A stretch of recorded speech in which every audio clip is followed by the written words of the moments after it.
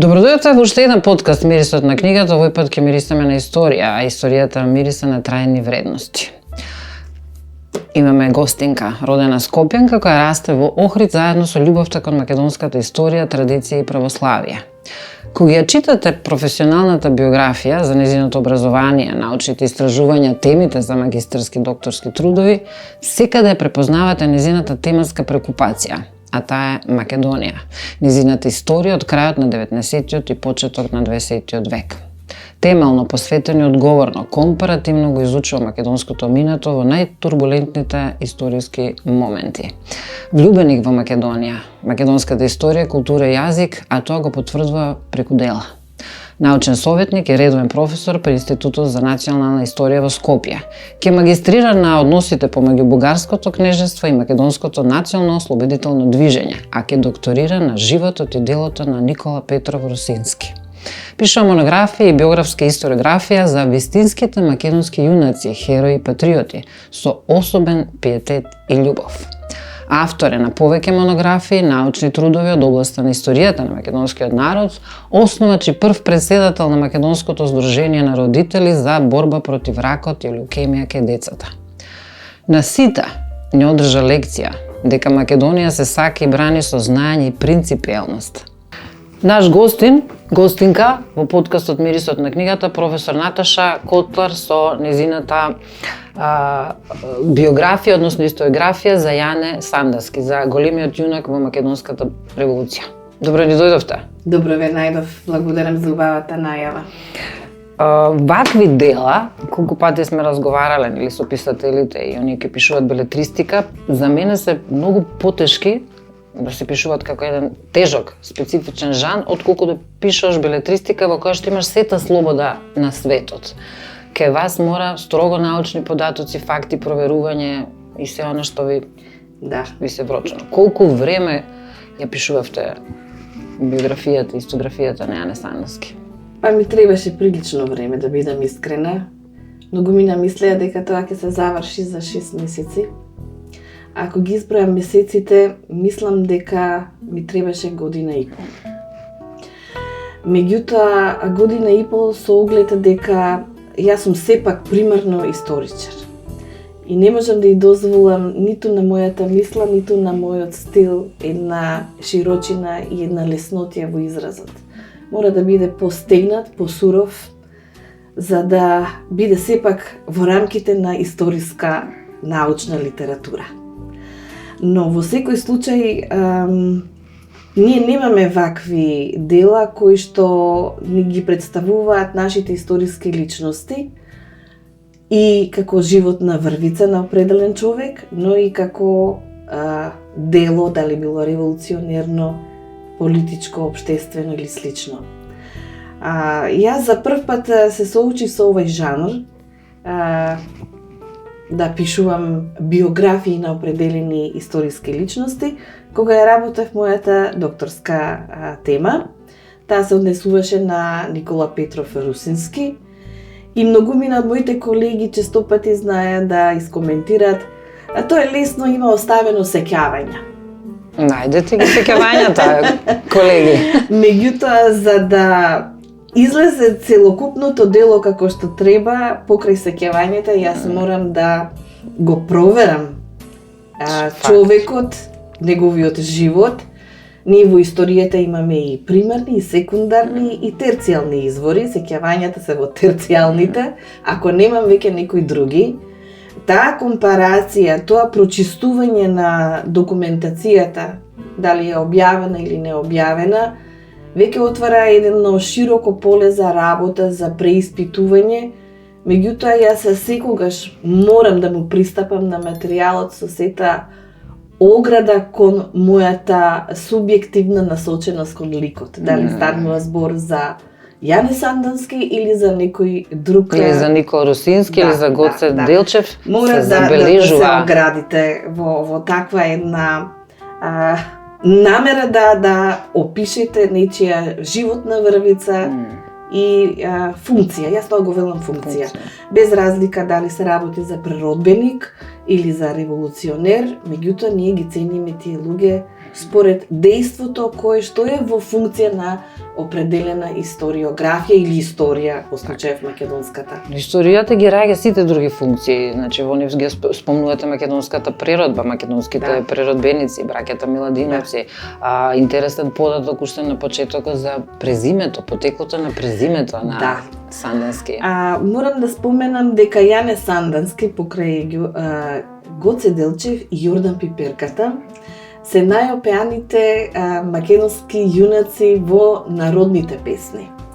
И тоа потекнува од една народна песна од Пиринскиот крај, каде што ликот на Јане Сандански е се уште жив, кога велам и во нашево време, мислам.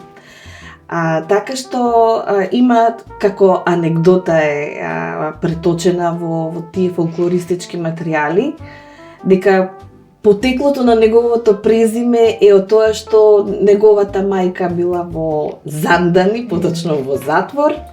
Неплаќање на данок на Арач. Во тоа време Арачот бил главен момент кој што мора да го исполните, даноците морале да се платат.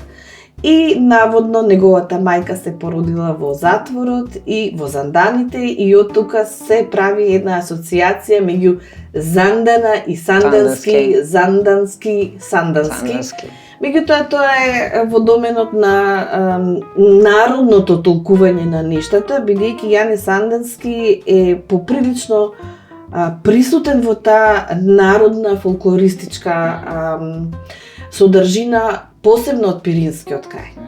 Може би е тука зародишот на неговата исклучителна желба за слобода, да излезе надвор од Занданите, метафора, нели Македонија да биде слободна. Има тука многу метафорични моменти, особено во неговото дејствување, бидејќи тој е роден на македонска почва во селото Влахи, меѓутоа заради македонското востание, односно Кресненското востание, неговиот татко бил знаменоносец на тоа востание, тие мораат да прибегаат во соседната држава, новото создадено кнежевство во Бугарија, на самата граница, значи тоа е дводомен, израсно и се образува значи во новата бугарска држава.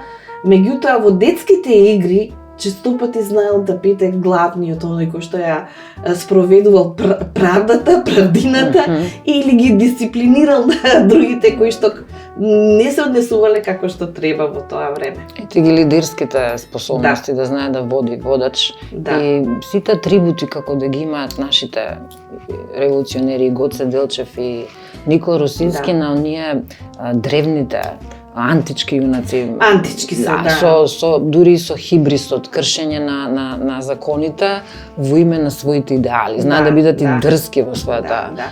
Има тука поприлично, да речем, хомеровски моменти, меѓутоа ова е сепак биографија на вистински луѓе. На вистински луѓе. Нема митови, нема легенди, меѓутоа тоа уште е поголема грандиозноста што не се митови, што се вистински луѓе, не им тече и корсина крв, туку црвена крв револуционерна, млади, а со високи идеали, борбена честност, значи етички совршени. Ако малку учепнеме во интимноста нивни љубовните пореви, тие се откажували од љубовта во име на љубовта кон Македонија. Има ли Сандански нека епизода? Има Сандански. Постои девојка која што му била симпатична. Мислам дека Елена и беше името. Меѓутоа Сандански не можел да и се вети нејзе. И бил доволно отворен за да и посака да се одбере некој друг човек за животен сопатник, а неговото вистинско делување е револуционерната борба, ослободувањето на Македонија. Судбината пак на таа жена е производ на тоа време. Патриархално, конзервативно, морала да ги послуша своите родители, се мажи за човек по презиме Златков, кој што пак има брата, неговиот брат Дончо Златков е врховист и најголемиот непријател на Јане Сандански. Има и други убави приказни. Приказната на Ана Малешевска и на Крсто Асенов, кој што е соработник и соборец на Јане Санденски, особено во аферата Мистон. И нивната е многу трагична, бидејќи на самиот почеток од востанието сакале да се земат и од собраниот народ тие се осудени на смрт. Не можат тие да живеат вистински човечки живот и да мислат на создавање на брачна заедница кога треба да се појави востание и да избувне. Значи ригорозни биле. Тоа се ригорозни. Исто така имаме убава приказна на Гоце Делчев и со Јустинијанка Каневчева, која што не е само платонска, веќе се тие доста приврзани еден со друг и планираат определена иднина. Меѓутоа, останува аманетот на Гоце до неговиот пријател Михаил Герчиков, ако нешто му се случи, да ја земе или да се грижи за Јустинијанка или Јанка по-охридски. И по 2 години, 3 од смртта на Гоце, Герчиков се жени со Јустинијанка. А исто така има и една друга охридска приказна, Никола Петров Русински, Малешевец, се жени со Константина Бојаджиева од Охрид, но по строги охридски конзервативни патриархални правила, тие само се вериле на Свети Никола 1901 година и се разделиле дури по востанието 904-905 се осмелиле да се земат, меѓутоа животот не бил срдечен код нив. И Константина и керките две на Русински ќе починат од пневмонија или туберкулоза, тоа остана само најстарата со него. Каков материјал да се направи филм, ние се восхитуваме на љубовните приказни на соседите, на странците, во светската литература, а не знаеме каква драгоценност лежи во нашите. Да, особено што тие жени се запознати со светската литература во тоа време. Интелектуалки, начитани биле. Да, особено ја познаваат социјалистичката литература, тогаш социјализмот е една авангардна идеологија, правата на жената, местото на жената во општеството. Да, тогаш веќе Клара Цеткин, Роза Луцен го почнуваат. Така што тие жени припаѓаат на тој круг. И како Розе Плавава и нашиве. Да. Го спомнавте през името Бојаджи, да нема нешто врска со Тина Бојаджи од Охрид. Мислам дека потекнува од таа фамилија. Да. Ети она успе да се справи со Ламанш. Значи на упорност. Да, упорност е. Кога се случува денот на венчавката, Константина му вели на Никола Петров Русински, нашата венчавка да биде на некој начин сето она што сме го преживееле да биде влог во нашиот брак.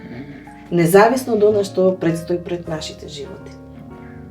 Така што наведом делува многу сериозно, многу сурово, но сепак е една висока и хумана човечка приказна. Приказна и морална, етички оправдани.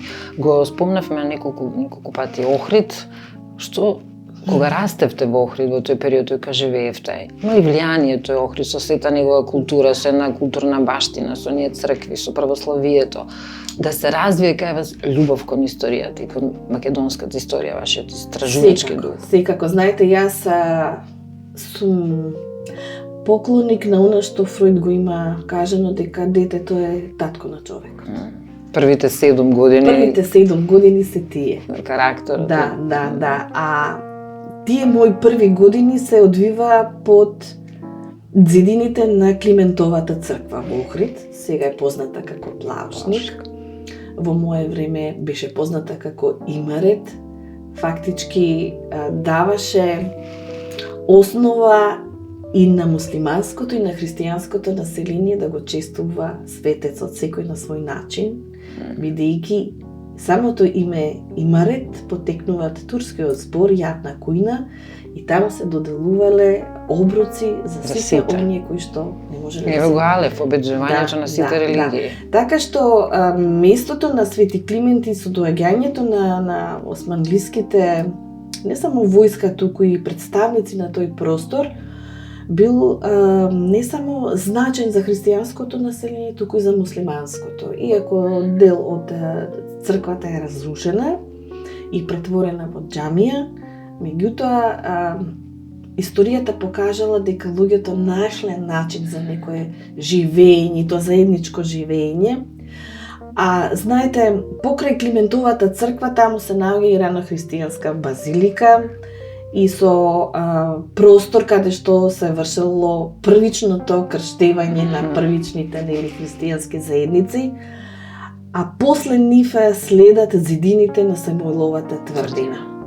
Така што најголемиот дел на децата кои што израснавме во тој простор, имаме професии кои што ги започнал уште Свети Климент. Некои од нас се историчари, некои се археолози, литерати, книжевници или пак поврзани со туризмот, но повторно со приказната за Охрид. Така што сите ние од тој простор го имаме на некој начин духот на Климент восприемено.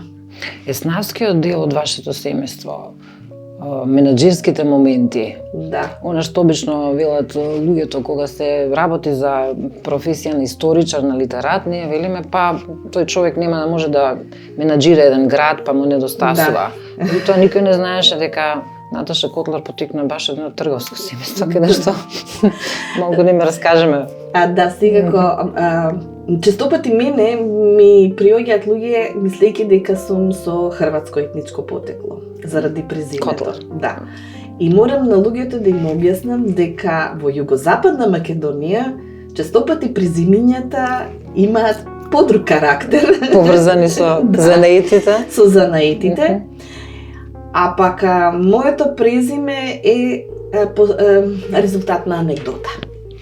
Бидејќи котларовци во Охрид се познати како бавчанџии, тие се од еснав од на земјоделците, односно градинарите, но имале и лозија и вареле најдобра ракија во градот.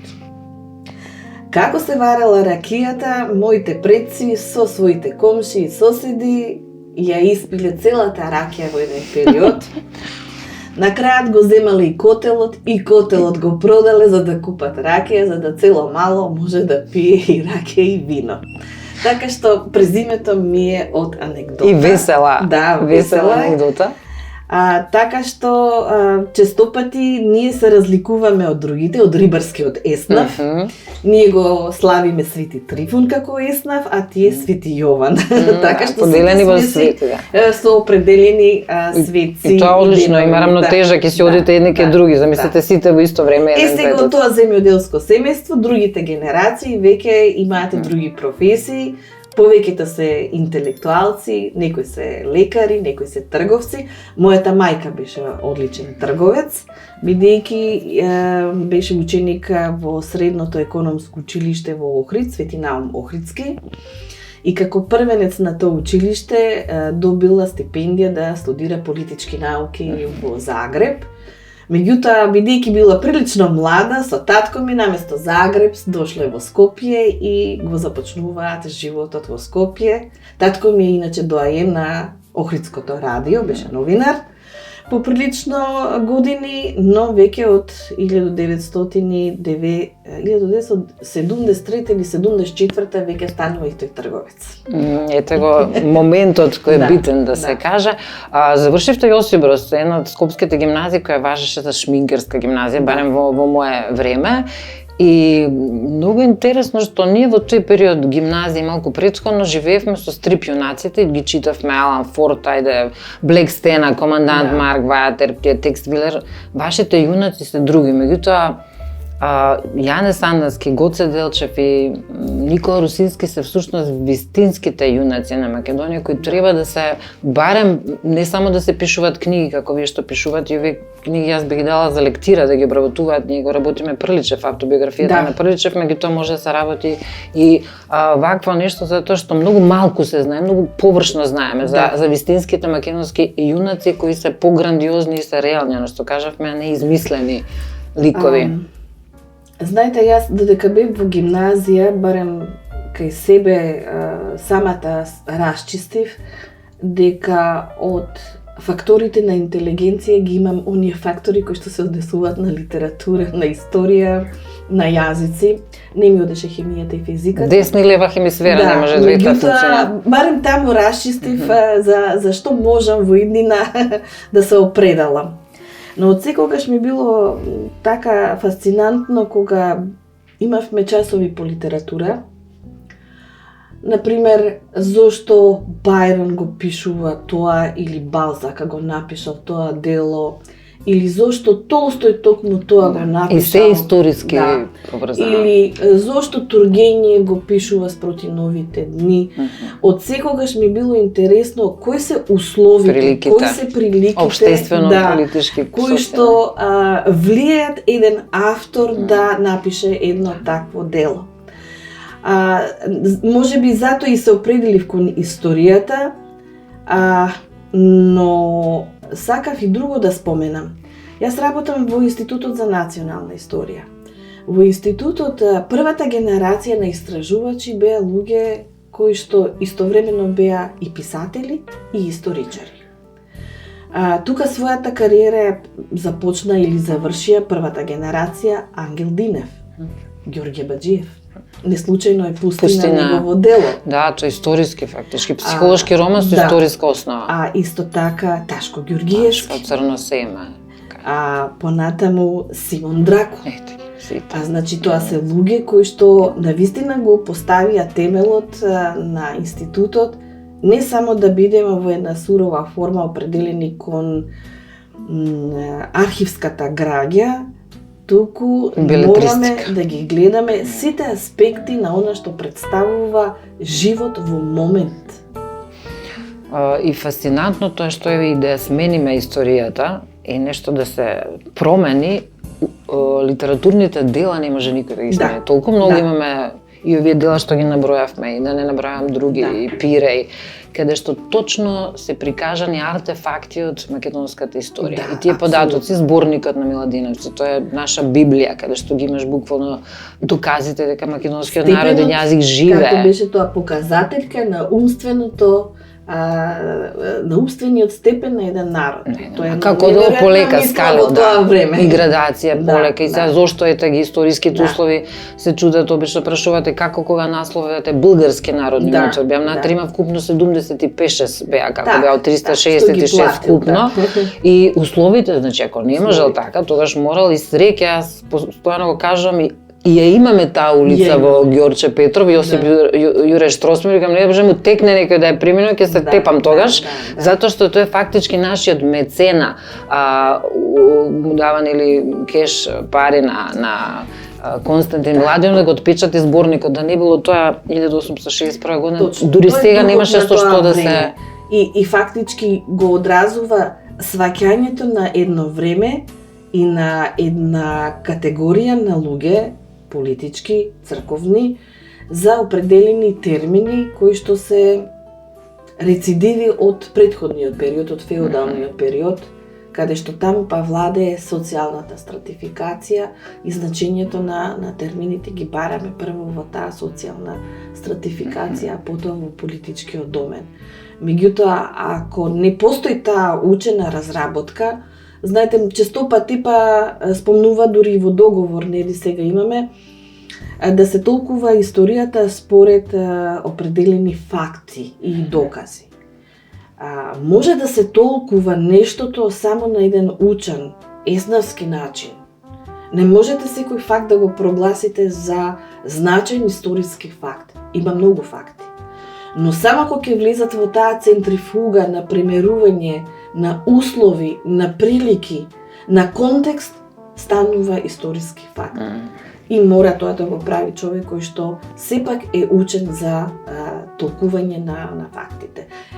Сега сме преплавени, гледам по социјалните мрежи, со некакви докази историски и така натаму, кои што се далеко од вистинската историска реалност која што била во еден И како да нема спасот, сето тоа и повампирани духови од минатото се пројавуваат повторно на сцени, како да не грабчат, повторно не раскинуваат на еден начин кој е поддржан всушност од тие шпекулативни факти, аргументи. Но јас тука гледам проблем и во нашата држава. Значи, државата мора да се грижи за низините институции. Низините институции се факултетите, средните училишта, основните училишта.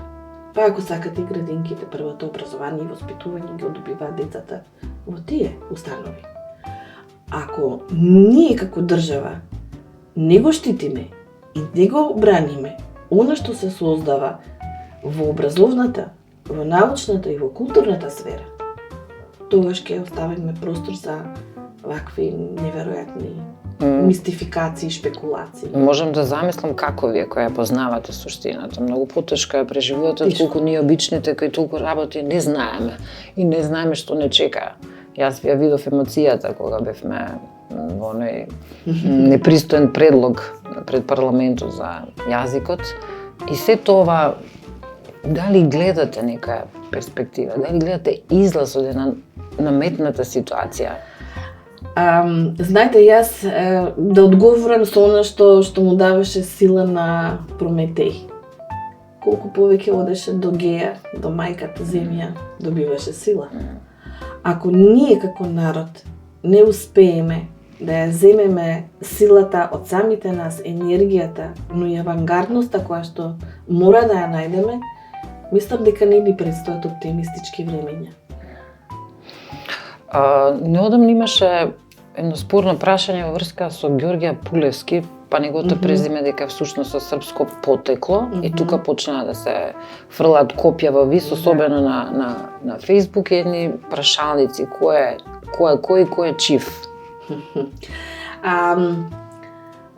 Пак ќе речам, ако определени политички и државни институции се обратат до своите институции кои што постојат 80 години, тогаш нема да има ни прашалници, ни извичници. Демократијата го направи ова сето, дека секој може да каже и да објави Ѓорѓе Пулевски е обработен од страна на колеги кои што се занимаваат со културната историја во Институтот за национална историја, но и во Институтот за македонски јазик и за македонска литература. Да не зборувам исто така и Институтот за фолклор. Значи, сите тие 4 институции го работат тоа прашање Ѓорѓе Пулевски, неговото творишто, секој од свој аспект. И тоа е обработено и докажано. И далеко е тоа да се посочува македонската научна мисла дека си дозволила мистифицирање на некои нешта во историјата. Далеко. Ние го живееме и односно го работиме нашиот занаед под притисокот дека многумина ќе ни се обратат за да најдат некоја грешка во нашата работа. И ние мора постојано да бидеме внимателни и колку повеќе сме попрецизни, толку и сме одговориле на прашањето кое што е поставено. Буквално фармацевски прецизно дека се мерат сите факти затоа што е сериозна научен труд. Пак ќе повторам. Го доживеав како само еден прилог кон повеќето дела кои што се напишани за Јане Санденски. Меѓутоа, темата, самиот човек, поточно неговиот живот е толку сериозен да не би смеело ние да дозволиме лесен така читлив текст кој ќе биде сквернавење би било на Јане Санденски. Не, апсолутно. Особено што спомнав дека е еден од најприсутните ликови во народното творештво, во народната песна, поточно во народна нецензурирана архива. Да, во фундаментот на Да. македонскиот идентитет, таму кај што е почетокот. Како да имаме чувство сите дека ние дека постојано мораме да се правдаме и за јазикот дека е признат 45-та година, дека е веќе официјален. Зошто постојано мораме да повторуваме и да се објаснуваме, се правдаме дека тоа е така и Па најверојатно тоа е до психологијата на оние што ја представуваат власта. Да бидам искрена, кога јас би била некоја власт, не би била жртва. Би била нешто како паторокла. За малку ќе беше, барем да влеговте во градоначалничките води, веројатно недозреани бевме, за да ви го видиме ликот и делот, и оно што му треба на Македонија, тоа е човек која сака родината и кој буквално знае за Македонија. Имаме чувство постојано дека приучени луѓе, површни, влегуваат на позиции, аматерски, непрофесионално ги туркаат. Работите низдолу. Па знаете, мене ми се случи на почетокот од кампањата да добивам забелешки дека сум историчар, не сваќајќи луѓето дека сепак јас потекнувам од онаа наука која што е учителка на животот. Ако вие сте историчар, тоа значи дека вие мора да ги познавате барем најелементарните нешта од севкупноста што представува живот. А и политиката, како вештина, че се. Апсолутно. Јас постојано велам, јас сум историчар, но секогаш сакам да знам каде се парите. Да, нема подобро. Има еден дел Јане Сандански после неговата смрт, за да се намели вината на оние кои што го извршиле атентатот. Од бугарската држава е напишан или спонзориран еден памфлет каде што се напаѓа Јане дека оставил големо богатство зад себе, акумулирал некои парични средства и така натаму. Меѓутоа, кога ќе направат вистинска проверка, ќе се докаже дека ништо нема од тоа.